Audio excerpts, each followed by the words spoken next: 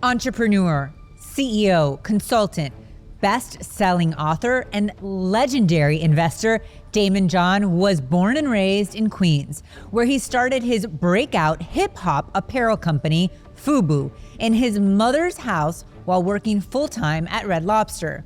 FUBU has gone on to earn over $6 billion in global sales. Daymond furthered his career on ABC's hit show Shark Tank, both investing in promising companies and mentoring up-and-coming entrepreneurs. In addition to being a cancer survivor, Daymond is the father of 3 beautiful girls. His wife, Heather, is an entrepreneur, and she is his secret weapon and most trusted advisor. Over my 20-plus year friendship with Heather and Daymond John, our conversations have always come back again and again to value. Not dollar amount, mind you, but real, solidifying, and holistic value in business, as well as in their personal lives.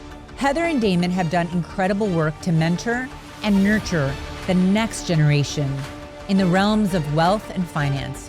In this episode, Heather, Daymond, and I are going to take a deep dive into the heart of character-driven ambition, establishing core values and how to mentor the next generation to be wealthy, successful, and wise. And we're going to talk about relationships, motherhood, and a whole lot more on Mirrors and Windows.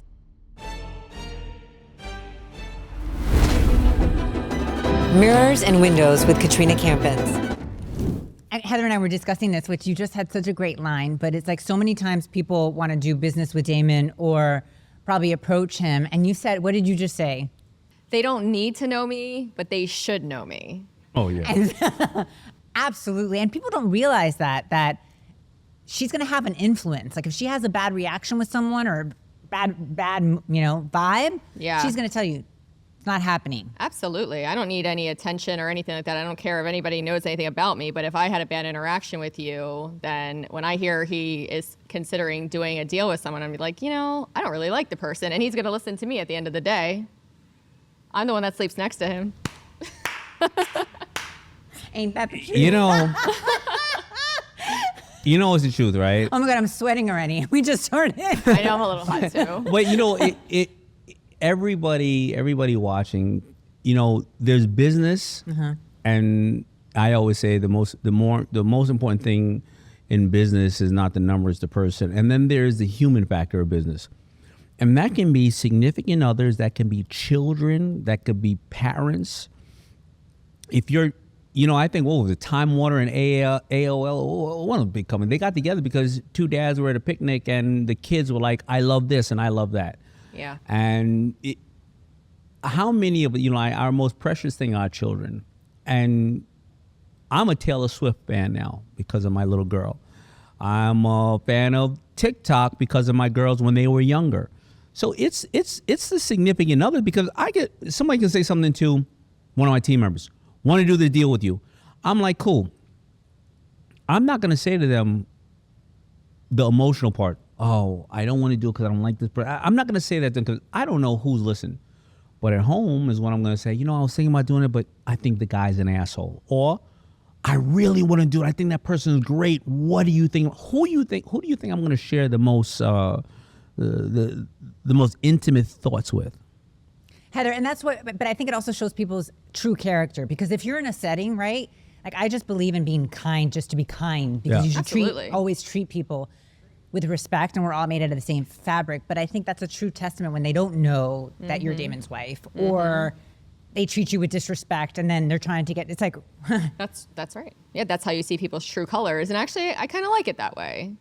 That's why you don't do interviews, except when I drag you out. Exactly. I like to, mind my business, hide behind the scenes. But, I think that's actually I guess a little bit of the superpower of the situation. You get the authentic reaction to who people really are, but they need to do their homework. If they did homework on him and they knew that they wanted to be in business with him, they need to do their homework on our home life and know who he's married to and who his daughters are, and, Yeah.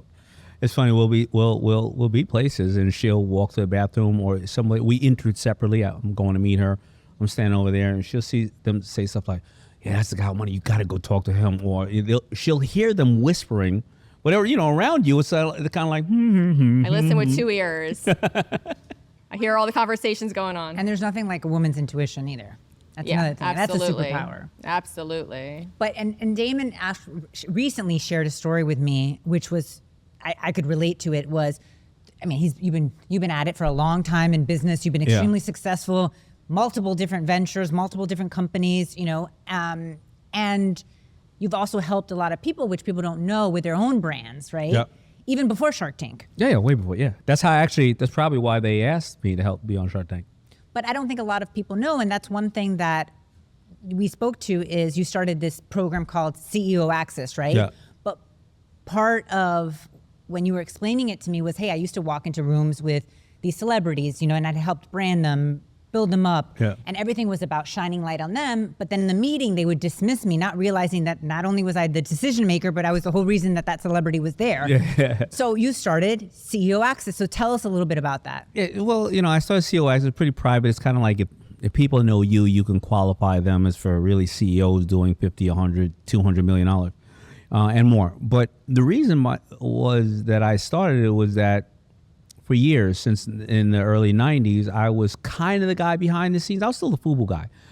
But the idea was to put the product out and help and then put it on celebrities. Then all of a sudden celebrities say, I got a clothing line. I mean, I've helped the Kardashians. I've worked with so many other people, Pitbull and Lennox Lewis and so many other people. Now, I'm not the end all be all the one. They were there before I came around and said, here's some things to kind of help build your brand. But I would walk in a room and everybody ignore me, right? And I realized what happened was that, and nothing wrong with that. What I realized is that, when you become notable to some or known as a person or a thought leader, your name enters the room before you enter the room. And that I was realizing that I needed to do that for myself. I was branding everybody but myself. I started branding myself. Then all of a sudden I got a call from Shark Tank. And I realized that I needed to start doing that today for the CEOs of the world, because the biggest problem with the CEOs and founders of the world is just that. They're at the mercy of the press, the public opinion. And a lot of times in the past, you couldn't get in front of something. You had to hopefully wait for a magazine or a TV show to highlight you to say, no, you didn't do that. You did do this. But now with social media, if you are powerful enough, you can get out and defend yourself and nip things in the bud. 50 Cent does a really great job at it. Elon Musk does great jobs at it. You go, I don't care what everybody's saying, here's the real deal. And so that's why I created it, because a lot of times, most CEOs, you know what they do? They're so busy trying to start a business, take care of their employees, do the right thing, the shareholders, this and that. They brand their huge companies and organizations. Usually the people that they try to get on the board are the first people that are trying to kick them out of the company. And all of a sudden they realize that they branded everybody else. Everybody else, got the recognition except for them. So that's why I created it. And you shared that story with me and about the program, and I thought it was just incredibly brilliant, right? So a CEO can basically hire you and explain the whole process. It's a 2-year program, and they basically hire me to show them all the things that I've been through in the last 30 years. How to become your own publicist, all the publication you need to be in, how to create your own narrative, what are your 2 to 5 words, how to seed yourself here, media training, how you should be thinking about social and what's in your hands, how to look for good people who are social media managers, CMOs, and those things of that nature, and putting you in the right room. And connect the dots, right? And connect the dots. I remember, in a lot of CEOs, the ego is funny. One CEO said to me one day, he said, yeah, well, I'm a CEO. I make a lot of products. I don't need you to walk me to Walmart. I call up and get an appointment at Walmart. That's true. Walmart sends a jet for me to come and talk to them. That's the difference, right? But you just don't know what you don't know because you're so busy running your businesses, I think it's a brilliant program, and I'm so glad that you started it. No, well, I mean, I started for people like you who are out there, and a lot of great people who you think are going to create substantial change. Now, I got to be very clear about it. What really happened when I decided to open it up to people was that about 3 years ago, a guy said to me, a very, very successful guy in business, doing about $2 billion a year, said, can you help me do, help me get more popular so that I can go on podcasts and be on cover of magazines and this? And I said, you're good. My job, I'm the people shark. I'm here to help the everyday person. He's like, and I know this man. This man is an amazing person. He said, yeah, you can help one person at a time, or you can help create more Daymond Johns, because I employ 5,000 people, and what you help me do will help those people, and I'm going to be able to spread the message quicker and better about, being morally correct when doing businesses and businesses about this. And I said to myself, you know what? That probably is more effective. And I helped him, and he's become absolutely the guy who's been on now covers of magazines, on the biggest podcasts and everything else, and has grown his business, and he's changing the world in regards to health. See, that's so gratifying. Yeah, to be able to see other people shine their light with their God-given gifts. And that's one thing that's always been instilled in me from a young age, is you can help others without dimming your own light. Like, that's what God gave us, unique gifts for a reason, and it's all about mirroring that back. That's why this is called Windows and Mirrors as well, is because mirrors and windows is because, like, if I learn something from you, I can shine that, back to somebody else. It could act as a mirror for somebody. A story can inspire someone to share their vulnerabilities. I mean, we try to be around people that we love. Like you and I, we've been friends for, 25 years, something like that. And you know that I'm the cheapest person on the planet. And I love that about you. I am the cheapest person I love on the that planet. about you both. And so when I have you look for places for us, you're like, I got this. I'm like, okay, cool. Scale it down. Scale it down. But I have friends who are like, oh, I'm gonna call Katrina, and I'm like, what are you trying to get? They're like, this, and I'm like, man, she I don't know if she can deal with that. And then they're like, she found me that place for $75,000. I'm like, what is that, a trailer? Yeah, it is. But you put in the same work for the same people. Yeah, and you've been so good about referring people, but I just like to help people regardless of price range, regardless of anything. But the funny thing is, when you help those people, they know the gajillionaires and the people that can afford a lot of things, and they talk about, and that's the difference, right? If you could sit there and project and say, I only deal with these type of people because this is going to equate this, this, and this. It's the ones that you can't project. You go, who referred you?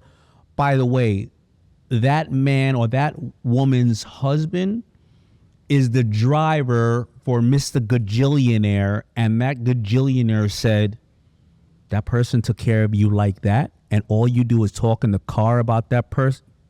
Let's give that person a shot, because I want people that give a fuck. But it goes back, Daymond, to being a good person. It's just so simple, and I think a lot of that has to do with the morals and the values and the ethics and the way that you were raised, right? And you all are doing an amazing job as parents now. And financial literacy is another really important topic that you're both passionate about, which I'm very passionate about, as well, because I think it goes beyond just money. It's like just valuing hard work and earning things. How did that come about? Like, you wrote a book about financial literacy. You guys are extremely passionate. I've seen firsthand what you've done with Mika. Share that journey. Well, honey, go ahead, honey. You want me to start? Yeah, go ahead. You Well, I started a book. We're learning and growing as parents as well. This is my third bite of the apple. I have two older girls from my first relationship, and then this one. And I was a different person at that time. I was still growing. I was 30 years old. What did I really know? Yeah. And now I'm fortunate enough to be with a woman that I believe saved my life and put me on the right track. And we're still learning today, because no matter what the lessons was I learned then, this is a new day and age of technology and social media, with our child being exposed to many things. And my wife has been really great with the fact that, I have a level of financial intelligence, but I'm still working at it. But I try to put it down in a very simple form.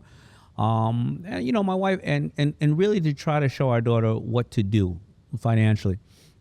But, we still ourselves had to be a little more diligent, but I created the book. And then even now we're going to be coming up in the holidays, and we're going to try to look at her money and see how we can double it, and show her what to do, and show her stocks that we're going to put money in. So like, some of my nephews and nieces and kids and stuff like that, what we try to do is, get them a gift. You want a Tonka truck? Or you want a doll from Disney? We give you a Frozen doll.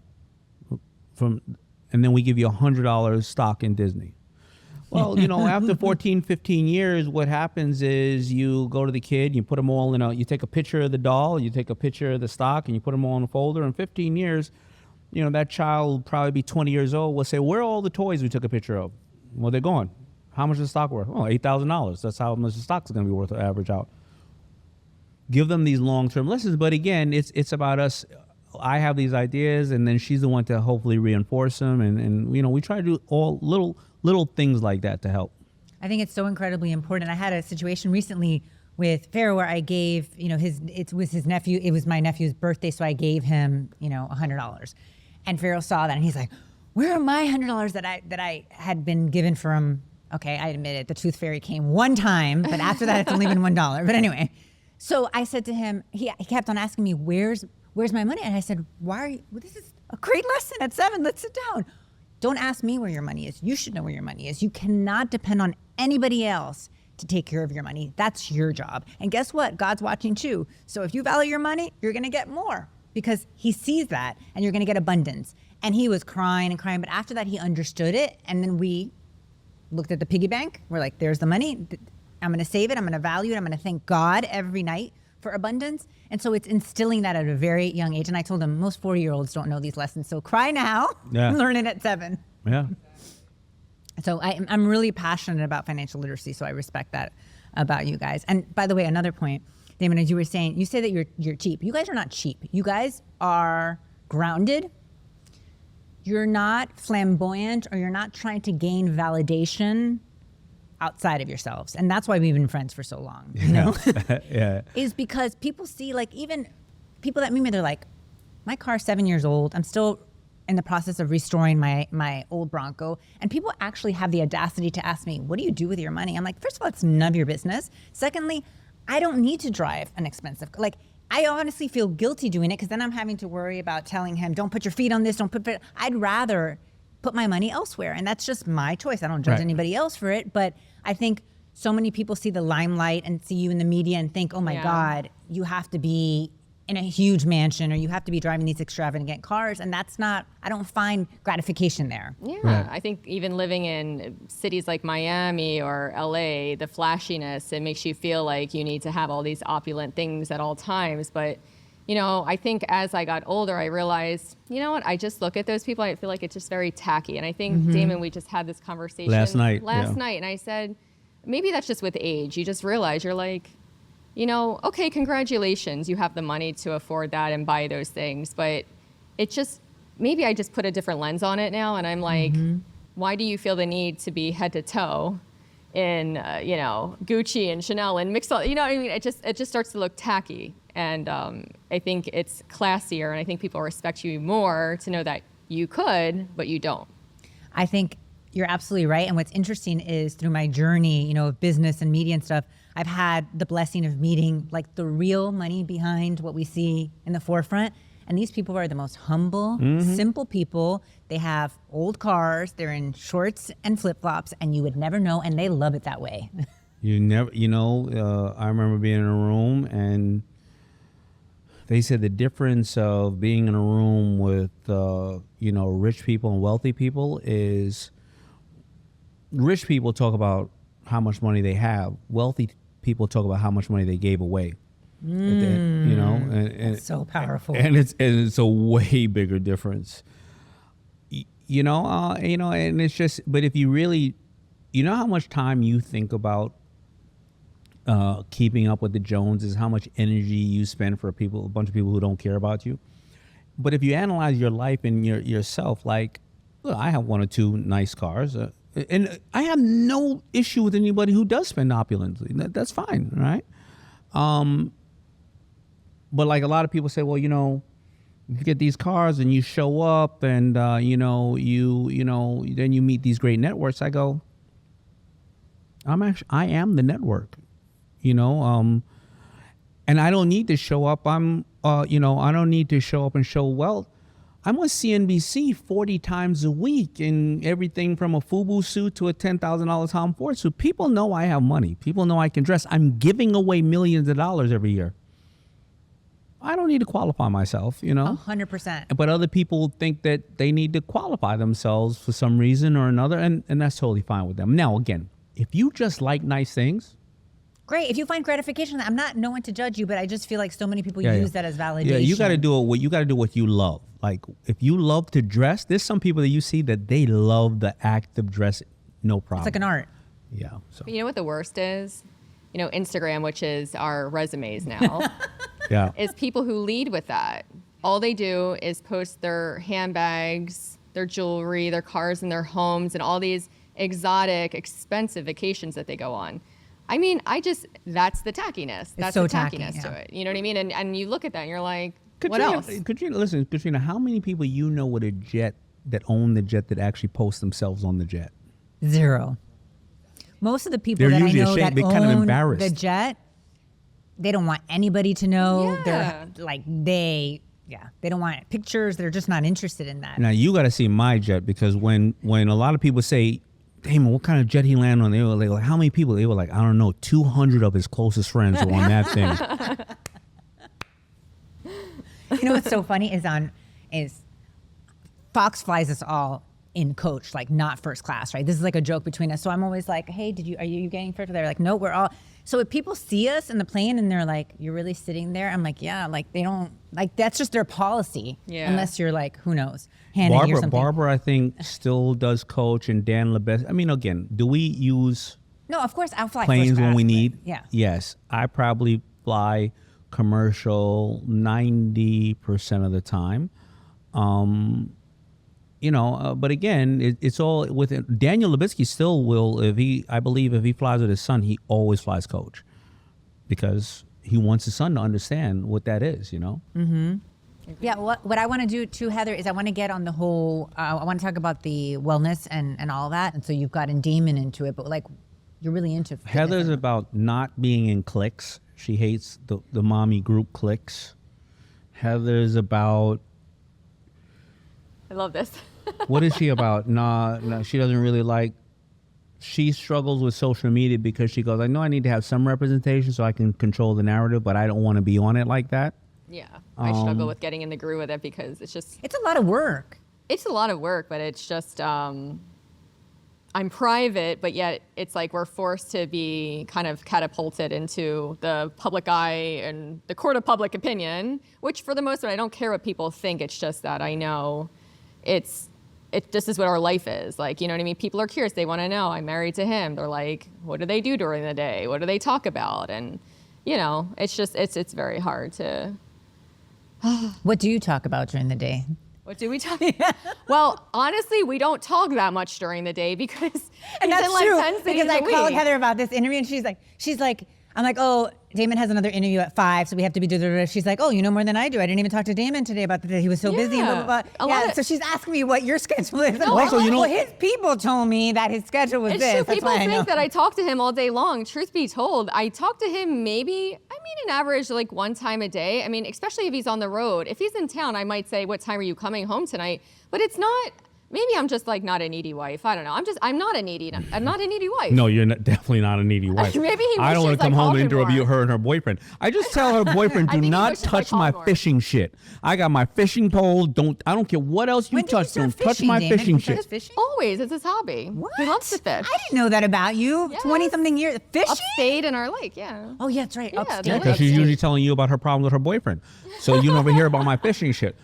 I think You know what else is- I'm you know- the perfect wife for you. Because You I are. leave She you is. alone. Let me tell you. And you know why I love Heather and why we've been friends for so long too? I don't like needy people.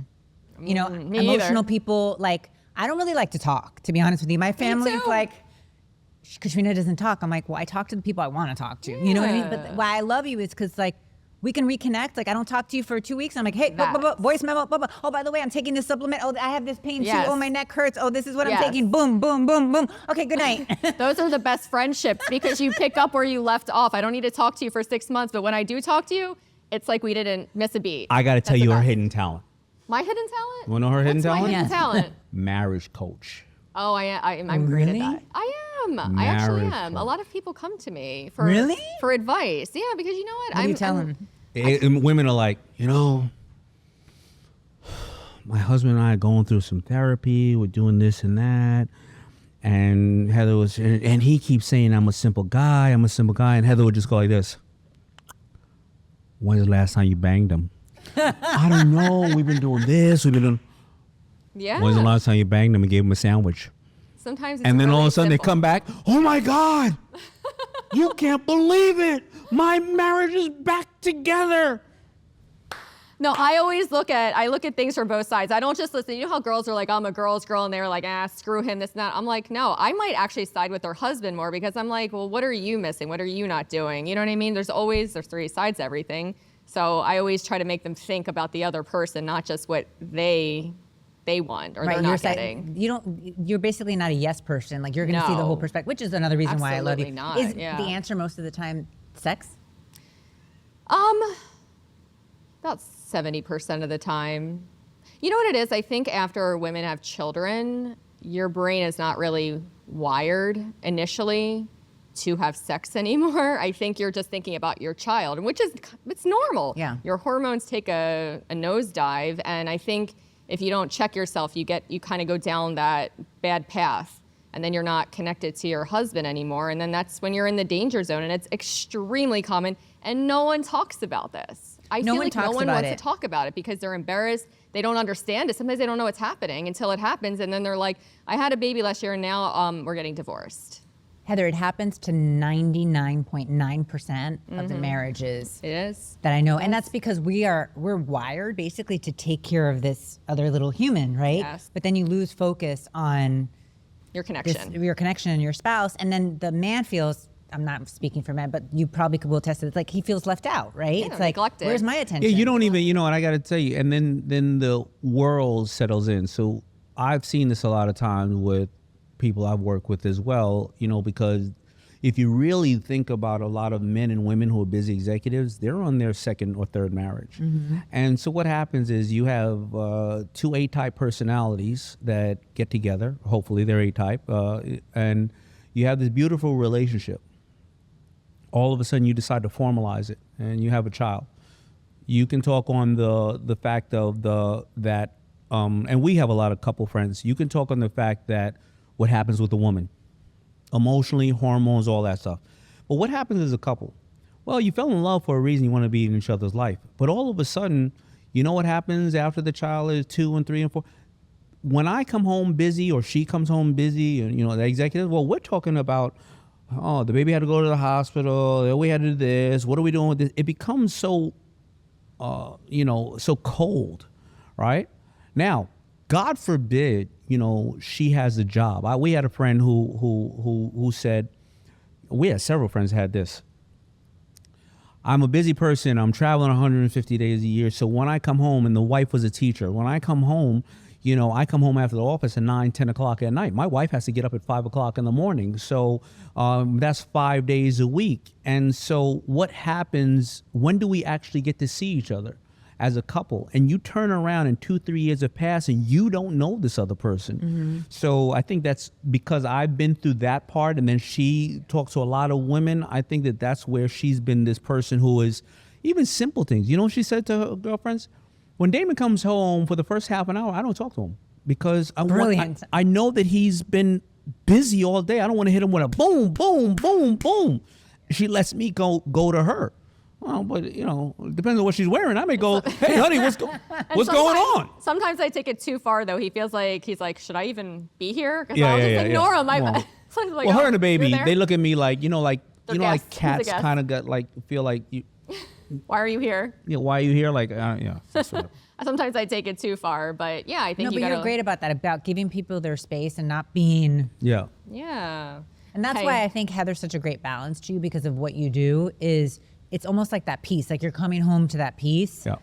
And I have my flaws. I'm not perfect at the end of the day, but at the end of the day for women, I feel like if you're going through these things, at minimum, just bang your husband every night if you can, at least 3 times a week. And then even if you don't want to, just do it, and then you're going to start wanting to do it again. Just get into the routine. Just do it, and then you're gonna want to start doing it again. You see, that's the cold part. That's okay. that's called being a team player. Yeah. Oh my God. Even if you don't want to do it, you know what I mean? It'll make him happy, and then you'll start kind of like falling into it, and you're like, you know what? I'm looking forward to this again. You have to be a team player. You can't just do what you want to do all the time. I wonder when that happened with me, when she was like, okay. When after Mika, you're saying, how long did it take you though to want to get back in the groove of things? I don't know. It feels like so distant at this time. I think initially it was definitely hard for me. I don't think I even realized what happened at first. But what happened, I noticed a lot of my friends were having babies right after me, and then I'm thinking I'm starting to see it through them again, and I'm like, wait a second, I'm catching it for them or warning them ahead of time to like have conversations and communicate with their husbands or significant others, so they could avoid getting into this situation. I don't know. I kind of went through it for a few months, right, where I was just so wired for Minka, and I couldn't see past. But at least you were her. honest and saying it, like, hey, I'm focused on whatever the case is. But I think one of the suggestions you had for the women is like hormone testing, wasn't it? Something like that? I was going to get at that next because it's involuntary. It happens to our bodies. Like you have the baby, and then your hormones just take a deep dive. Like you're not yourself. And anyway, you're tired too. You're tired. The last thing you want to do is think about. Was actually, yeah, it was Gary. We got to give Gary some love if that's the case. No, absolutely. I would say that Gary Baraka changed my life in a lot of ways. Just getting me back on track. I went so many years just struggling and being tired, and even introducing me to exosomes, and then we got into stem cell therapy with RMI in Costa Rica. I mean, there's just so many aspects to this that put you back on track. And again, I explain it to a lot of friends as well, and give them these tools and people that they can speak to help them out. But Gary really set me straight, and got us into all of these machines, the longevity machines, the Balancer Pro, and the hyperbaric chamber, EBU, the red light therapy.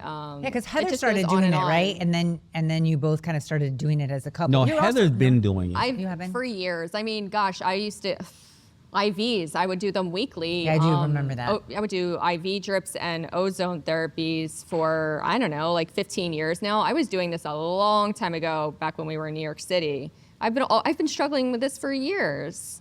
But primarily like the fatigue. Yeah, well, it started off with my pericarditis, which is inflammation of the pericardium. It's the sac that the heart sits in. So it's getting it's inflammation between the heart and the heart sac, essentially. And, I just went down the whole road with a rheumatology. Dr. Sean says it's visceral fat around the heart. And fast forward, we met with Dr. Sean. Visceral fat, he calls it, around the heart. And he showed us on an MRI scan that I have a lot of visceral fat around my heart. Who would have thought? Because you think the skinniest people have a lot of visceral fat. That's right. You think on the outside, you see the somebody that's long shredded. distance runners and stuff like that. Yeah. Yeah, you see people that are shredded. You're like, there's no way that they have They fat smell around their like organs. visceral fat. Yeah, but I have regular fat. They got visceral. But apparently a lot of people have this visceral fat. I don't even think I really understood the true definition of what visceral fat was until we sat with him. I want to go back to, the relationship stuff. And also, the one thing is that, that I had always wanted to do like a speaking tour, as long as we've known each other. And I called Heather, I think I was like 5 months pregnant or something, or 4 months pregnant. And I called you, I'm like, oh my God, I'm going to give birth soon. I need to start doing a speaking tour with Daymond before I give birth. And she's like, honey, do you have a few minutes? I'm going to give you a reality check. Get down a pad of paper. There's going to be no speaking tours. You're going to get yourself a night nurse. You're going to start looking now. Yep, that's right. And she literally was like, everybody's like, oh my God, congratulations. It's going to be amazing. She told me everything that I needed to prepare for, right? Which was, your conversation was literally why I was able to find, Jondra. And I don't know how I would have survived without that. So thank you so much for being real. So welcome. I think that's part of the OCD. I'm a planner with that kind of thing. And I'm like, I just feel bad. I don't want people to have to, go through all of those things that you didn't know about or nobody told you, because they want to make it seem like it's like the easiest thing ever, or it's a great time, the best time of your life. I'm like, the first year is the hardest time of your life. What are you talking about? I'm curious, where do women, professional women like you, because I consider Heather a professional woman. She has a big job, which is navigating my world, and you have a big job. where do professional women find other professional women that can give them real advice that's not superficial, it's not this and like, where would you normally find that? I don't know. I don't know. And I was Or other mentors, you know what I mean? I was thinking that as Heather was speaking, because I would say I have a lot of acquaintances, but I have very, very, very few friends, because as we were discussing, I don't like to talk. But when I do like to talk, I want genuine friendships. I want people to be real with me. But I feel like Because how can you be vulnerable with somebody? Like, guys can be vulnerable. We can be like, yo, man, I ain't got this, or I do want this, what to do? And guys are very much like, you know what you need? Listen, man, stop drinking. You need to do this. You need to do that. But women, I find, and now I happen to have a great mother who's very, very blunt too. I find that women tend to, with other women, with men, they're very blunt, I think. And then they tend to go, I don't want to say something, I don't want to hurt her feelings. Like, Yeah, could like, she I'll say hurt to your you, could she feelings. say to you, you ain't got time for that shit, without you going, why you think I can't handle enough? I don't know, you know? I'm always extremely blunt with it. No, but I don't think mind. you're 100% correct, and that's why I'm grateful for our friendships. But I don't have a lot of friendships like that. Most Right. of them, like you're saying, are either guy friendships that are going to, tell me the truth. Yeah. But I also feel like it's very hard to trust, right? Especially in the business world Oh, and for everything else. sure. So is someone really going to give me genuine advice? No, most of the time they're not. Yeah, because I find they say this stuff to do, and then they go and tell everybody your business. That's Oh, why this I- person's going through it. You know? That's So why I don't true. really talk to anyone. I'm telling you, Daymond. Wow. Like I literally send you voice memos love and we the voice talk. memos. But like, there's maybe like 4 or 5 people that I really have genuine friendships with, and other than that, it's just work. I know, You know what I mean? that's what I've Business. always appreciated about you as well. So it's mutual, Oh, you know. Do you remember the time that we were at Miss Lily's, the Jamaican restaurant in New York? That was like 15 years ago. No. I don't know why that just popped into my head. It's completely off I topic. don't but remember- You don't remember that? No. I hadn't seen you in a while, and then you were like, "I'm coming to town," and we went to Miss Lily's. Do you remember Miss Lily's? Were you there? Love that place. Were we- No, it was Downtown, just like me and you. in He was out of Houston, town. Houston Street or somewhere. Yeah. Are you?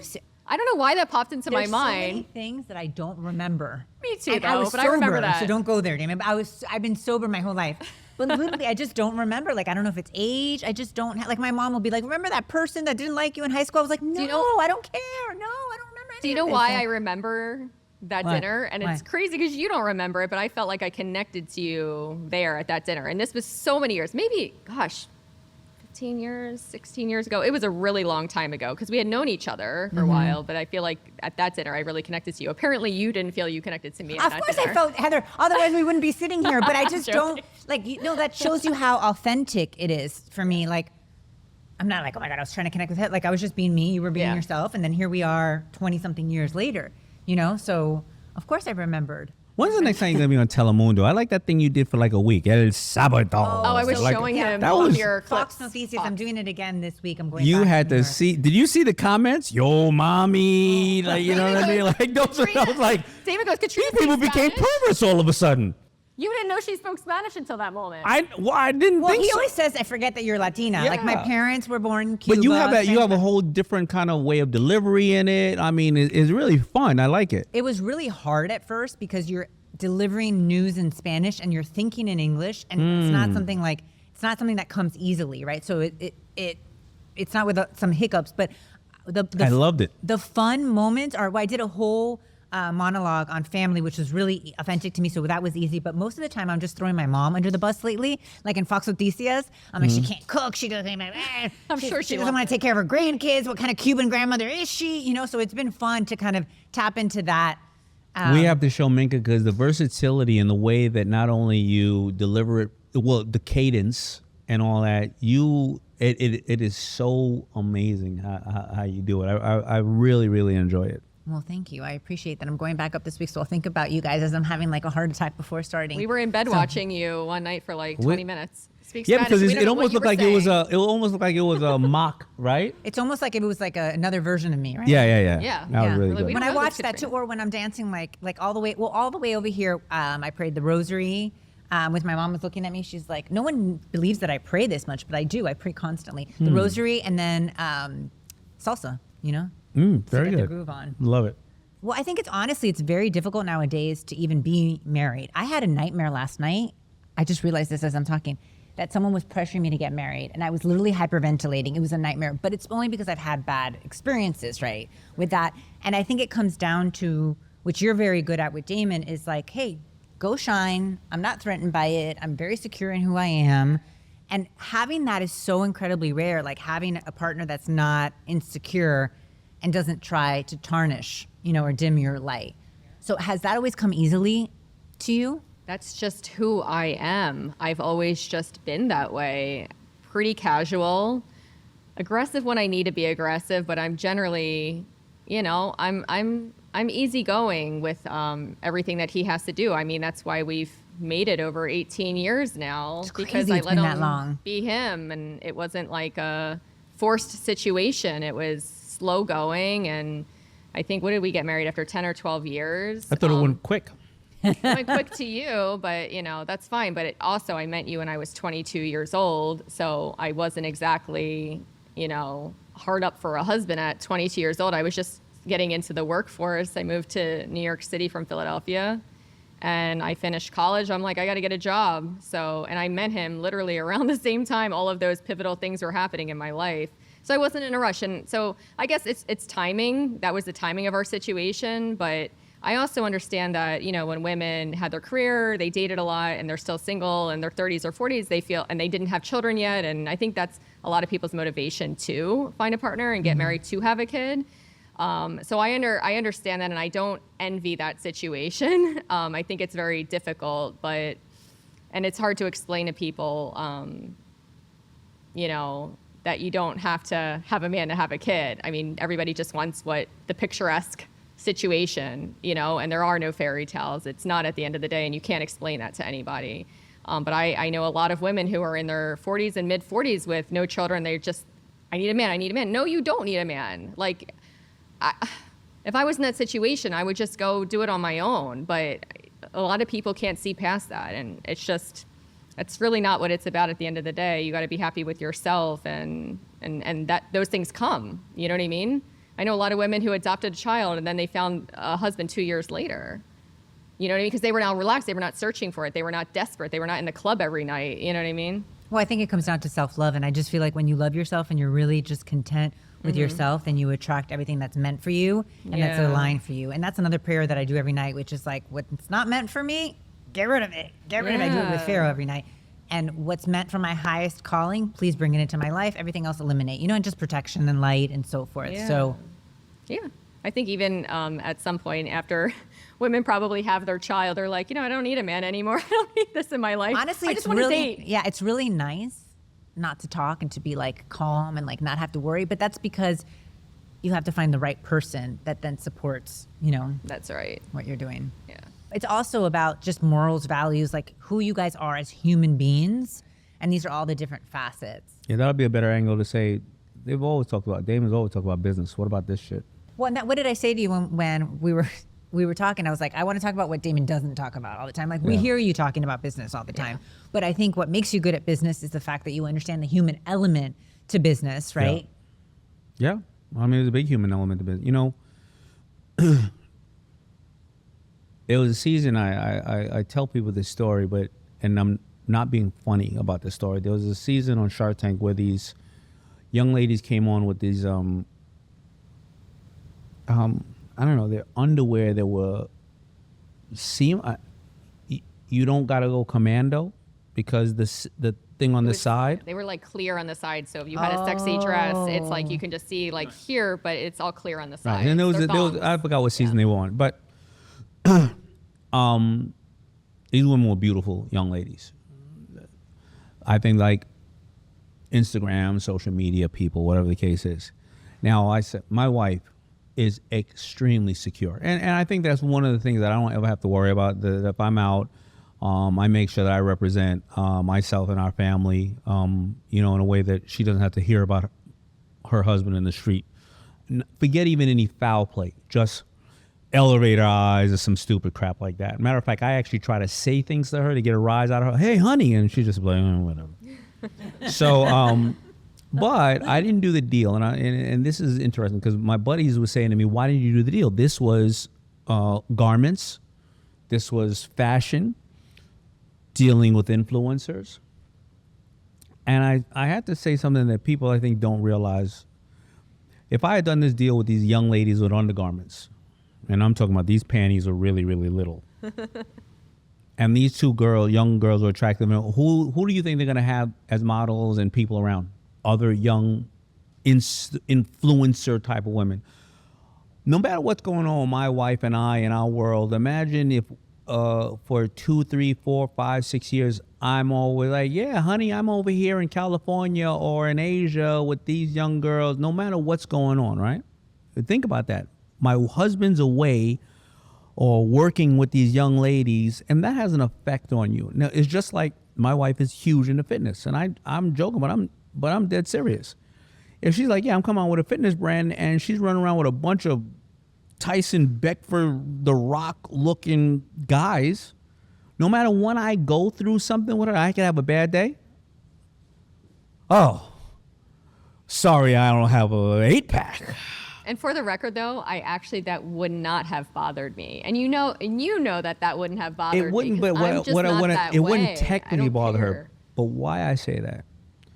We know a lot of the housewives, and I know a lot of the people out there. When you open up, when you open up your world, and I'm off at a lot of different shows.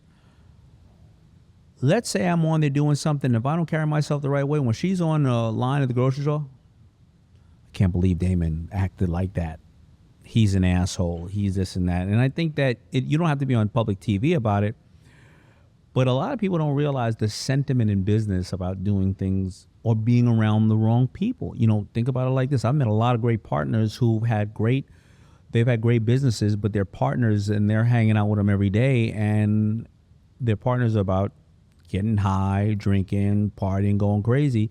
You come home to your wife and all of a sudden she's like seeing you around these type of people for 2 years, 4 years, 5 years. She goes, birds of a feather flock together. All of a sudden you hanging out. Again, There's a lot of things that people don't realize. They go, well, this is on paper. This is my business. When they don't realize that affects your relationship.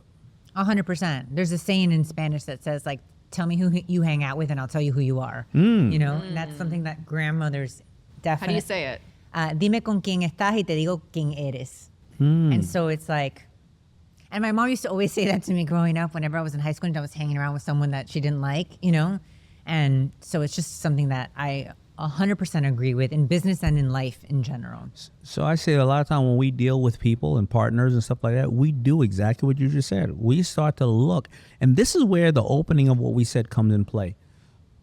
When I don't know and I'm busy, this and that, my wife goes, oh, I see them. Oh, here's who they're hanging out with. Oh, here's what they're doing. You start to see, and people don't realize how much that affects your brand. So much. They have no idea, though. That's why I find that the older I get, no is such a powerful word. Like, will you come to this? Will you do this? No. Like, I say no all the time now. No. And it's a full sentence. And no, I'm not interested in being with that crowd or this crowd. Like, I'm just very protective over my energy. Me all day. I feel like that is the biggest thing about, like, I've been going through the last few years. I think especially as Minka gets older, I feel like a lot of people are just like, oh, let's come to this event, come to this. Oh, we're having a party for this person. And I'm like, I don't know how all of you are doing that all the time, but I need, like, me time. I need to be by myself. I want to be home with my kid and my husband. I mentally, it's mentally draining. And I cannot be around it. Not to mention you get too involved with people. I never feel like it's good getting too involved with too many different people. 100%. It doesn't really. This is why we're friends. No, like, women. We don't like people, but we do. We're nice. But exactly we don't that. However people want to understand that is exactly how I feel with everything you just said. Because it just, as Daymond always says, women just can't get along. And you see it all the time. So the best thing is knowing that. Just stay away. But also, like, I don't know. Like, don't get me in trouble and get me canceled out here about women can't get along, honey. It's just women are doing a lot of things. So it's like between pickup and this and drop off and activities and getting dressed in the morning. I feel like a drill sergeant, and then working and everything else. Like, who has time to go hang out and like get around energy Ladies vampires? lunching like, every day. No, oh my God. And I want to make sure I qualify that statement before I get in trouble. When I say that, it's usually when she's yelling at me or not yelling at me, mad at me. And I'm like, honey, I have like 30 really good friends. When you ask a woman how many friends they have, they're like 2 or 3 because zero. you all communicate with a very tight group because you don't get along with massive groups. That's how I was saying it. I don't want to get. Let me qualify that one. I don't like being around a ton of people at all times. Yeah, I'm it's not too much that social. emotion. Yeah, it's too much. I just, I kind of like the genuine one-on-one, moments with people that I really want to spend time with. What are you thinking? No, he's saying yes. Me, I'm just listening. No. Well, I think the Shark Tank thing is that the moment when you basically showed up and you surprised Daymond and he got very emotional because Daymond's not as hard as people think he is. He has such emotions. Oh, we could talk about, when Clay called me to do, what was it? Mama Sing My Song? Mama Sing My Song. All right, we could touch on that. Okay, so I guess it was not this past June. So the previous, maybe not. Okay, so it was probably about a year and change ago. Clay, the producer of Shark Tank, called me and he's like, well, you cannot tell Daymond, you cannot tell anybody, but we have an opportunity for you and Minka to come out on a pitch this coming season. And but he's like, but you cannot tell Daymond anything. You have to promise you do not talk about this, company with him, nothing. I'm like, okay. I felt really weird about that and dirty. I'm like, how do I do this? I love when you feel dirty. Okay, whatever. I didn't know what to do. I'm like, this is so weird. I'm like, how do I not give him a heads up? But I couldn't, you know what I mean? And I'm like, I think he'll appreciate this. He'll be happy to see his little girl come out on the pitch and, So, I had to, it was this company called Mama Sing My Song. So I basically had to do like, fill out a questionnaire and they basically have a singer put a song on a stuffed animal and then you press the button and it sings about your child. So if I was traveling or something like that, Minka would have a piece of me or Daymond at home, and we would be saying certain things that we call her like pumpkin, whatever. So anyway, yeah, we came out, and you definitely teared up, and I was like, "Is that real tears or?" Yeah, real tears. I saw my little girl. I saw you. I always promised myself that I wouldn't cry on national television, so that went to that. And she got me back because, this is saved in a vault. But this is how dumb guys are. I told her one day, hey, I want you to come down and sit in the chair of Shark Tank with the baby because I forgot what I told her. I said, but she'd be like, okay. She sits in the chair and I walk out and I propose to her on the set of Shark Tank. That's right. That was. And I didn't realize, and now I understand. So all the gentlemen listening, you got to understand. I didn't realize I was supposed to tell somebody what was going to happen, one of her girlfriends, so she can get her nails done and her hair and all this kind of stuff. She looked beautiful to me. I was not at my best. I just had a baby. I didn't feel good about it. And it was even more shocking. I didn't see that coming because we've always been so private. I'm like, what? And now you're doing it on Shark Tank? With no hair and makeup. So all the sharks got up there, all sitting by the side. The whole production team. She has 16 cameras shooting her. Hundreds of people. And I walked down the Shark Tank aisle, and then I sat there and and then proposed to her, and I got in a lot of trouble after that. Which she said yes, thank God. You said yes, but then took him around. But I found out that yes, you have to tell a woman's girlfriends or somebody or parents that, hey, I'm going to propose because if it's going to be a surprise. She needs to be able to be at her best. Yeah. I don't even think I had shoes or booties or anything on Minka's feet. Like she looked like she was like, I look back and I'm like, oh my gosh, terrible. No, but it was a precious moment. But so she got me back for that. I don't even think I don't know that I even watched it back. I don't think I ever watched it back because I didn't like how I looked.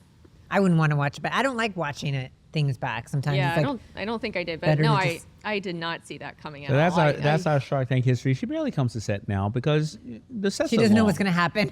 No. Minka gets excited to come to set for craft services. I went with you one time to Shark Tank. You did. I forget what year it was. It was so long ago. But I remember it was 16 seasons. Yeah, because I think it was when Shark Tank first started, and I didn't understand like this whole production behind Shark Tank. So there was like people sitting behind the curtain, like doing all the numbers. Does that still happen? Like the analytical, all the like assistants? Yeah, our team is sitting behind. The Sharks team is sitting behind. I mean, the ABC team is sitting behind. It's 300 people on that set. Yeah, it was so cool because we were sitting behind the curtain while they were analyzing deals, and you're like, this is Barbara's team, this is this team. Da, da, da, da. Yeah, because I'm like, again, people don't realize you know that we don't know anything about them. So this is the first time we're hearing them or seeing them. If we had a piece of paper, nobody had to do that. They're on there going live, and they can't talk to us. So all of a sudden, I get off and go, hey guys, I just did that deal. What do you think? They're like, you idiot. oh, so they don't even. I didn't know that. So they don't even. Well, that's they don't No, even the talk team into was your like, earpiece or I just looked that up. There's 1,900 companies doing the same thing. Oh, and so then what happens? we just bought Daymond. You realize what we just bought? And then So why are they doing the research behind? Just to tell you after?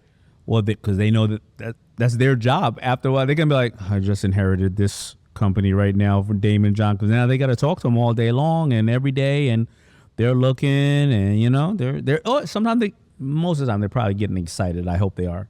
What's the best deal you've ever done on Shark Tank? Bombas socks. Yeah. Why?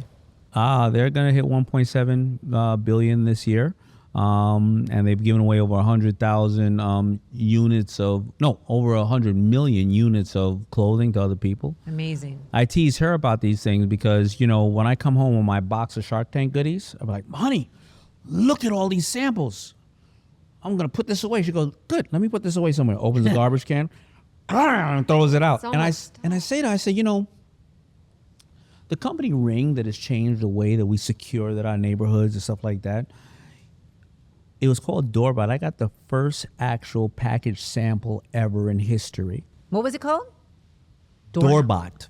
Really? Ring, those bought from Amazon yeah. for 1.3 billion. Imagine, honey, if we had that packaged signature of the first 5 that were ever had. Imagine if we had the first Bombas socks still signed, the first Scrub Daddy. We would not have a budget when we call Katrina for that new It's cool. home. It's cool, but now when do you she's dumpster stop? diving, huh?